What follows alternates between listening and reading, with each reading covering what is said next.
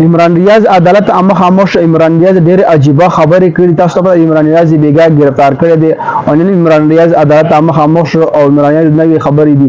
عمران ریاض دا خبره کړې ده ټول ادارې دي زما ادارې دي او فوج دی زما فوج دی نو زه کله سنډر کېږم نو عمران ریاض ویلي ما سه دا زیاته کړی دی کم زما د کور کیمرې دي ګرچا پر هغه هم ماتې کړي دي او زما کم موبایل کم لیپټاپ دي دای هم وړي دي. عمران ریاض دا عدالت محمد دا خبرې کړې دي نو عمران ریاض په دې گرفتار کړی دی. عمران ریاض تاسو په دې مخکې گرفتار کړی او لا بیا خلاص شوی او چې څنګه خلاص 2 میاشتې په کور کې پروت و ډېر بد به حالات بنیو.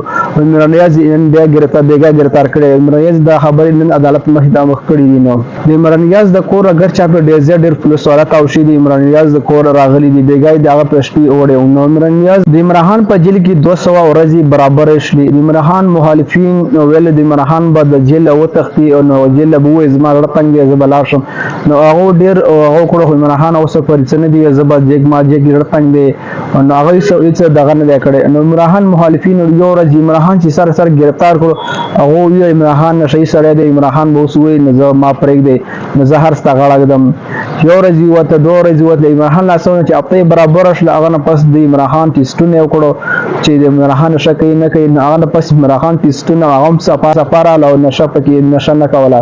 نو عمران خان هغه د نشم نو هغه ډیر دغه یو هفته پر یو صبر کوي. عمران خان اوس د جیل تخلم نو ما بهر پر دې نو زه د جیل لوزم. نو عمران خان اس کلم دغه نه کړه ته پیټه پارټي ول ورځ بیا بد شلی. عمران ریاض دا هم گرفتار کړ ځکه چې عمران شیر افضل مروت کور باندې هم چاپی ولګي د شیر افضل مروت په هغه خوشي هم بس الله خیر کړی دی خو ډیر نه خوشي خو د ډیر پیټه پارټي باندې اوس ورځ ډیر بد بیا راغلی ولیکن نه پس هوټ خلک به عمران خان به وزیر اعظم شي او د جیل به وزیر اعظم شي خلک ډیر پته مو لغا اوس په لارې رټ را نه لینو پیګه چې عمران ریاض د جین کوم کې وړو عمران ریاض دومره ډیر فلوس والا راغلی د عمران ریاض د کور تاوشي او عمران ریاض بیګه وړي.